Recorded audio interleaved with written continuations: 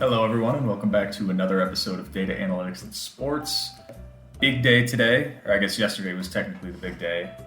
However, the aftermath of yesterday, we're still feeling it with basically the East is completely changed. It's actually kind of insane what happened. We finally got a James Harden trade, not to the 76ers like I would have predicted, but instead to the Nets. And gosh, the picks and the players that were moved in this deal, I could sit here and just talk about the impact every single individual player has in their new team. But just to summarize, the Nets, they got James Harden and a 2024 second round pick from the Cavs. The Rockets got Karis LeVert, Kurucs, I don't know how to pronounce his first name, forward from the Nets. 3 first round picks, 2022, 24, and 26, and 4 pick swaps, 21, 23, 25, and 27, as well as Dante Exum and a 2022 first-round pick via Milwaukee from Cleveland. The Cavs got the steal of the trade in Jared Allen, Taurean Prince, and the rights to the 57th overall pick in 2017. I'm not even going to try to pronounce his name. He sounds... I've never heard of this player before in my life. He's the 57th pick from 2017. I would imagine this is salary filler or like trade bait or something. This happens all the time. There was that one time in the late 2000s. Who was that guy that had beef with Paul Pierce? There was some guy that had beef with Paul Pierce, and essentially his salary became like a nothing to where teams would just trade him all. No, it wasn't Richard Jefferson. It'll come to me, but it was someone. It sounds like this is what it is. It's probably worth like $1.5 million, and it's just getting traded around. But it doesn't matter. I don't know why I'm spending so much time on this guy. He's the 57th pick in 2017. At least he's got 2 years guaranteed, or maybe it's 1 year because he's a second round pick. But either way, he's got $1 million, so he's fine. He'll be okay. But the Nets finally got James Harden. Kevin Durant wanted him. Kyrie Irving wanted him. Maybe. Every team won this, in my opinion. Oh, I also forgot to mention, the Rockets then traded Karis LeVert to the Pacers for Victor Oladipo straight up. And that was also an amazing deal. I think the Pacers probably got the better end of the deal on that one, but I think Oladipo's contract is up after this season, and I think the Rockets sort of value that more than than the Pacers do. I don't think the Pacers really particularly care about cap space. I think they'd rather just have another young wing player they can play. You can just sort of plug and play into the system and give them 18 to 22 points a night. Underrated thing, obviously, the Nets have no depth, but it's not just this season. It's next season that all 3 of these players are signed into. James Harden, Kyrie, and Durant are all signed through the team through next season. They don't have player options till the 2022-2023 season. And I just think that's something everyone forgets. It's not just this season. Like it's very reminiscent of the Clippers when they traded for Paul George and signed Kawhi. It's not just one season that they can win it all. This is potentially a 2-season kind of thing because they have absolutely no depth. I talk a lot about a team like the Suns, who sort of hang their hat on having like 12 solid NBA players. The Nets really have, let's run through the Nets lineup. They've got Bruce Brown, at best an average role player. Chris Chiozza, never heard of him. Nicholas Claxton, at best a below average role player. Spencer Dinwiddie, out for the season. Kevin Durant, Jeff Green, James Harden, Joe Harris, Kyrie Irving, Tyler Johnson, DeAndre Jordan, Timothy Luwawu-Cabarrot. Shout out to KOT4Q, Kenny, on YouTube for teaching me how to pronounce that name. Reggie Perry and Landry Shamet, who I don't even know how on earth he got to the Nets. Last I checked, he was on the Pistons. I'm going to imagine they made a deal, the Pistons with the Nets, with something Bruce Brown and Landry Shamet. Correct me if I'm wrong, but I have no idea how he got on that team. But enough about the Nets. We know the Nets are going to be good. We know they're probably going to be in the finals, even though they have no depth and they really don't even have a good starting center. DeAndre Jordan is just friends with Kevin Durant. But enough about the Nets. We know they're going to be good. Like, we can all be like, oh my God, how are they going to share the ball? They're going to be good.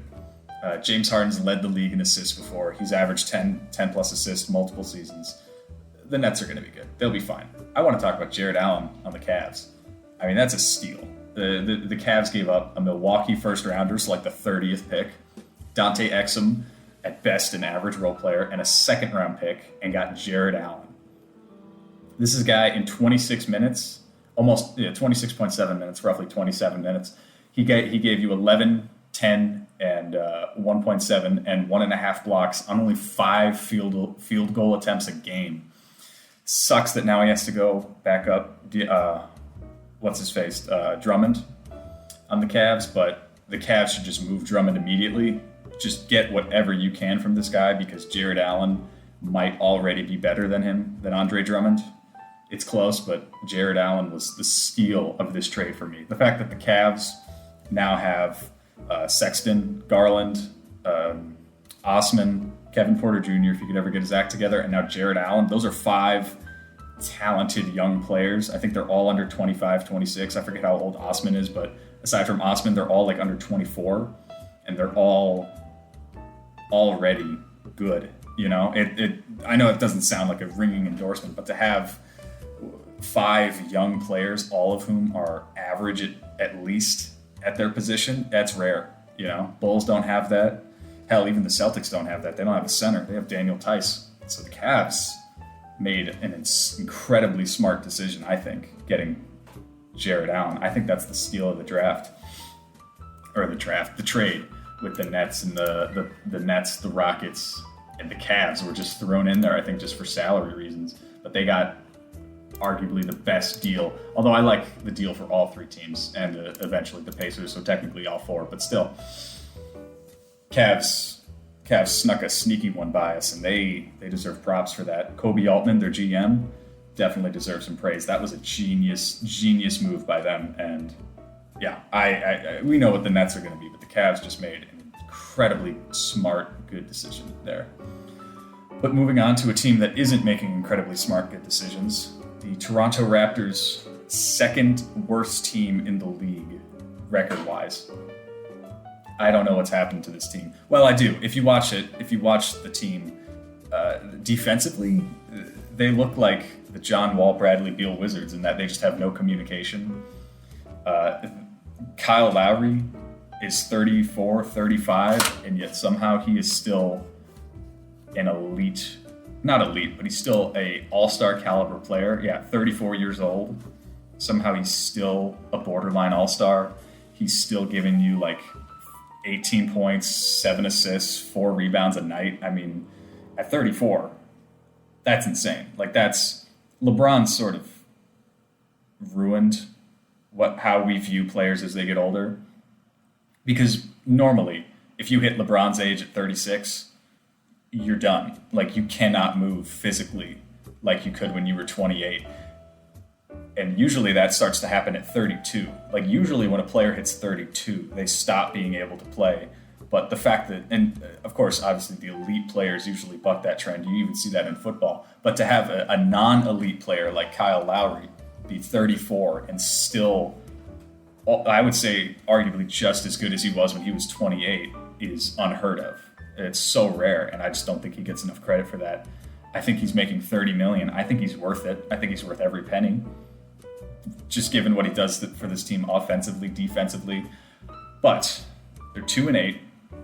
They're just one. They have the same number of wins as the Pistons, which is never a good sentence. Lowry's an unrestricted free agent after this season. Siakam, he's still their future, but it's obvious that at best he's a second option, or like really like a second kind of third option, really. More like a Kevin Love kind of role than a Kyrie kind of role. He's only 26. He still has room to improve. He just has to fix his jumper a little bit, get smarter on defense. He has not regressed to the point where he's a bum, and not even close. He's still an all-star, in my opinion. Not even close to a bum. He's still 29-5. List of guys that can do that for you is small, very slim. He is still really, and even if you watch him, he can't create for himself, which is the same problem guys like Giannis and Zion have, simply because they don't have a reliable outside shot. But he does spin a lot. He spins. He's a spin kind of guy. He goes into the spin cycle, but you can't deny that he is still one of the 50, maybe one of the 40, maybe one of the 30 best players alive right now. And I'm hearing some people say like, oh, they got to trade him. He's a bum. He's only getting worse. Get him out of there. He's the reason they're 2-8. No, the reason they're 2-8 is because they're just not good. It's COVID. No one knows what's going on. They lost Marc Gasol and Serge Ibaka. Those are two of the better role-playing centers in the league. We saw Marc Gasol go to the Lakers, and he looks amazing. And we saw Serge Ibaka go to the Clippers, and he looks amazing. They're stuck with Aaron Baines, who, as good as he is, he's not as good as either of those players. So the question arises: I don't think they should trade Siakam. I still think Siakam's their future. I think if you're going to trade someone, you should trade Lowry, because you have a guy in Van Vliet who's 8 years younger at 26, gives you almost identical statistics. Damn near identical. And I would argue right here, right now, Van Vliet is better than Lowry, although it's close. I think Van Vliet's making about $20 million a year. That's Zach LaVine money. I think he's worth it. I think he's as good as Zach LaVine. I think he's a borderline all-star. He's in that sort of caliber of player. And if you trade Lowry, you have your next Lowry. You have a guy who is already as good as Lowry on payroll. I think this is a loaded draft class. I'm not saying they should tank. I hate when pundits, whenever there's an injury or whenever a team starts out slow, they're like, oh, they should tank. I think Brian Windhorst did that with the Grizzlies recently, where Ja Morant is going to miss like 3 weeks, and Brian Windhorst was like, they should blow it up. They should trade Brandon Clark, Dylan Brooks. It's not working. It's not working. They should tank. I hate that. I hate when people say that. So I don't think they should tank, but I do think that you should keep your own first-round pick and just test the market for Lowry. It's $30 million. It'll be really hard to make up that kind of salary, but at 34, one-year deal, he's essentially what Kawhi was. He's a one-year rental. He might go somewhere else. He might stay, but you get him for 1 year, and he is the kind of player where if you are not a championship caliber team, he could make you a championship caliber team, even if it's only for 1 year, and you might have to give up a couple of picks and probably maybe not a young player, but a couple of players who combined salaries can give you $30 million, which likely is a pretty good player. So I don't know if they should trade Lowry. I just know that they could get a lot more than people would think from Lowry, simply because it's 1 year. He's still giving you almost 20 points, almost 8 assists, almost 4 rebounds, great defender, still somehow a great defender at 34. He's playing 30 minutes, and you never have to worry about injury with him. I don't know. I think the Raptors could get quite a bit from Kyle Lowry, although, again, that implies that they want to trade Kyle Lowry, which I don't think they do, and I can't blame them because I think they'll turn this around. This team is too talented. It's too deep. Kyle Lowry, Pascal Siakam, Fred VanVleet, Norman Powell, Aaron Baines, Chris Boucher, Patrick McCaw, OG Anunoby, DeAndre Bembry, if you want to consider him a good player. Alex Len's no good, but Stanley Johnson, Malachi Flynn, I don't know. They got some okay players, but they're a pretty good deep team, I think. I think they have 8 to 9 guys who are more than capable of making an NBA roster. This team isn't going to make any significant noise in the East. I think I predicted them at some point before the league started to not make the playoffs. I was between the Pacers and the Raptors. I said one of them isn't going to make it, and I just said that the Raptors or the Pacers, I expected too much internal improvement. It wasn't like a coaching thing, but I just expected too much internal improvement for the Pacers to miss the playoffs, and I was right because Domantas Sabonis just got better. I don't think the Raptors are going to make the playoffs. I think they could turn it around and be competitive and make the play-in games, and who knows, maybe they could scrap and beat the Bulls or the Hawks or whoever makes that 8th seed. I could see who's the 8th seed in the East right now. Go to East. Yeah, the Hawks, the Hornets, the Heat, the Magic, maybe the Wizards, if the Wizards can also turn it around, the Cavs, the Knicks.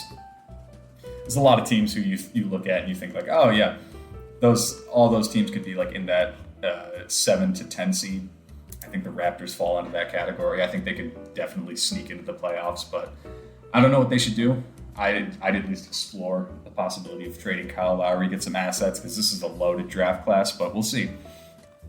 they got some tough decisions to make, but one decision that isn't hard to make, I think, is it's always difficult to find a player who you think later in his career, after his career, could coach.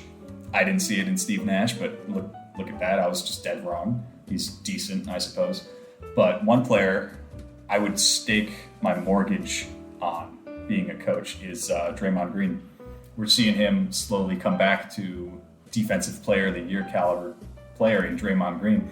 And it's not statistics, because he is awful in the box sheet. He's 4, 5, and 6.5.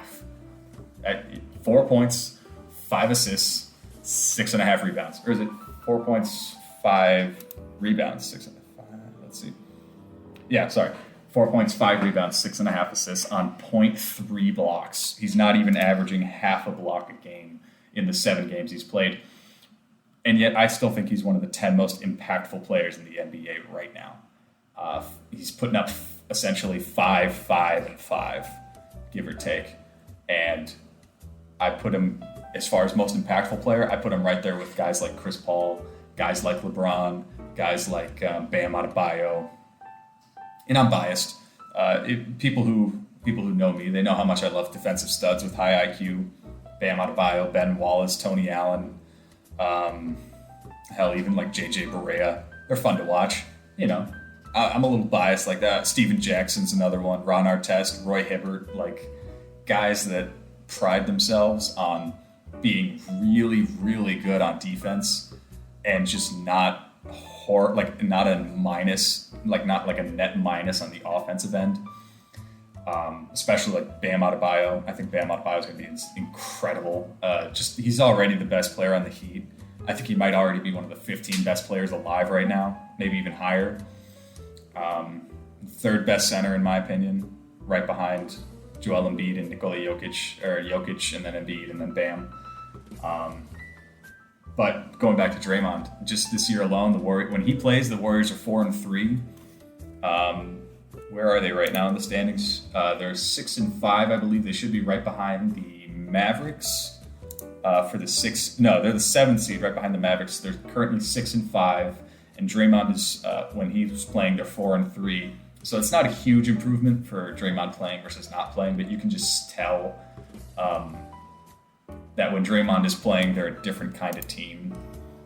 When he's not, they're 2-2, they're 500, but when he is, they're 4-3. Not a huge improvement, 2 wins, 1 loss.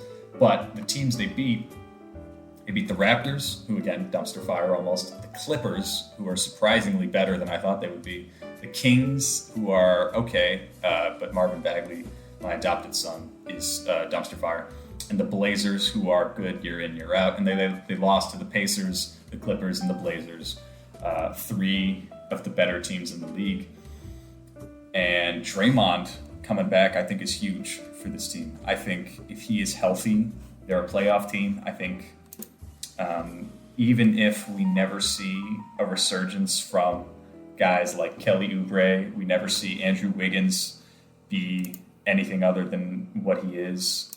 I don't know. When I look at this Brooklyn team, when I look at this Golden State team, I just think that if Draymond Green is healthy, if he's effective and efficient, even if he's only giving you 5, 5, and 5, I think he's the second most impactful player on that team behind Steph Curry.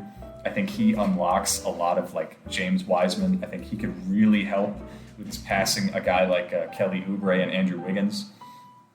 I think that he is super, super important for this team. I think if he's healthy going into the playoffs, I think they could seriously upset a team or two. Like, I would not be shocked if the Clippers get bounced in the first round because they had the misfortune of going to having to play the Warriors. Same goes for the Mavericks or the Blazers or any team like that. Or they could get swept. I don't know. This Warriors team is super sketchy.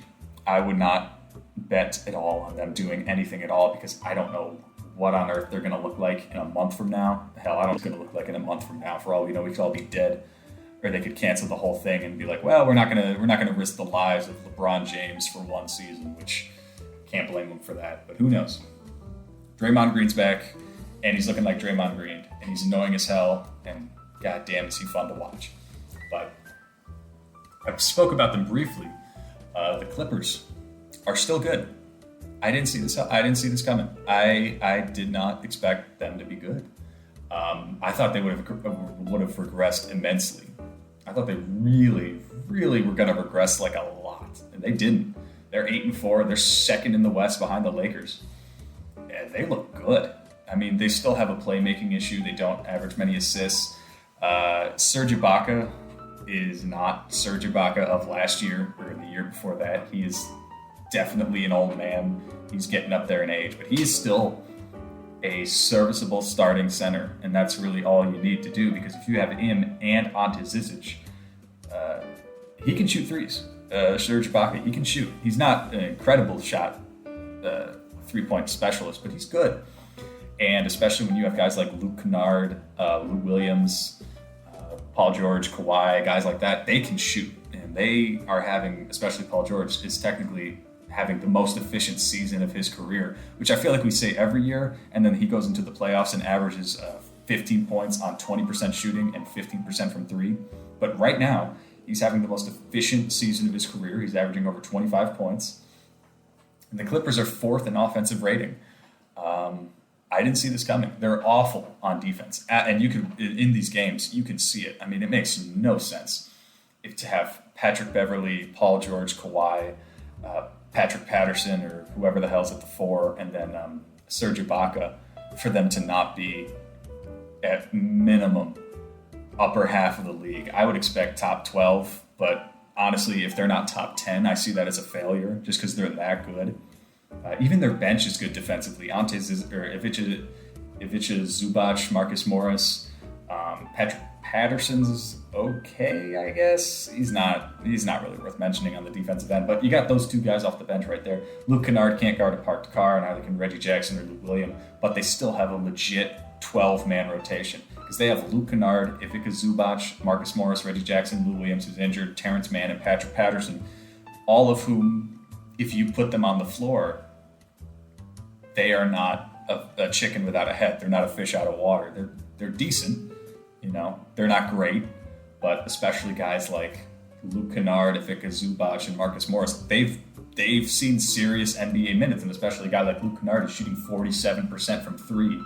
I mean, gosh, every team would like a Luke Kennard at this point. And, both Kawhi and PG are averaging 25 points. In Paul George's case, he's averaging more than 25 points. I think Kawhi's at 24.8. In my equation, VORP, BPM, win shares, usage, point, that equation I always talk about. Kawhi's got is at a score of 23. Paul George is at a score of 26. Both of those are better than Kevin Durant. Well, no, Kawhi's basically even with Kevin Durant, but those are two. Like I said, Paul George is having a historic career by his standards. I mean, he's shooting 51% from three. They are, I believe, are they the best? Yeah, first in the league in three-point shooting percentage at 43%, 42.9 to be exact, but 43%. But that's going to cool off. I don't expect this team to be fourth in the league in offense for long, and they need a top 12, preferably top 10, top 8 defense. Yeah, they can't be ninth in the league in defense because they can't stop any. They couldn't stop a Kristaps' Mavericks team from dropping what seemed like 1,000 points on them. It was just abysmal. And they're average in assists. They don't move the ball very well. They don't have a true point guard. But shockingly, this team is still a title contender. I think if you told me, hey, the Clippers are winning it all, I wouldn't scoff at you. I wouldn't call you crazy. I don't have them ahead of teams like the Nets, the Lakers, maybe not even like the Bucks. But to say that they're like a top 5, top 6 team in the league and definitely a title contender, I don't think that's crazy. I think they're 3rd or 4th in the league right now, maybe 5th, depending on how the Nuggets look. But they are shockingly good this year. I thought they would be washed. I thought this year would be like a little bit of a wash for them. I thought they'd regress. I thought everyone would get older. No one would want to be there. I expected a lot more trade requests, but I mean, hey, I guess that's the perk of having Patrick Beverley. He scares the crap out of you so much that you know that if you leave, he'll kill you. So, Patrick Beverley, another player. I think like Draymond Green becoming slowly underrated. How good he is on defense and just not being a net minus on offense. I think that's highly underrated. He's looking. Patrick Beverley's looking really good this year too, especially shooting wise. I think he's having the best of his career. So shout out to him. But shout out to this whole Clippers team. They are much better than I thought they were. With this Nets trade, can I put them above the Nets? Absolutely not. I put them maybe just above or just behind the Bucks. But thanks again for listening. That's all I got for you. That's all the major news I was able to find in the NBA. And thanks again for listening.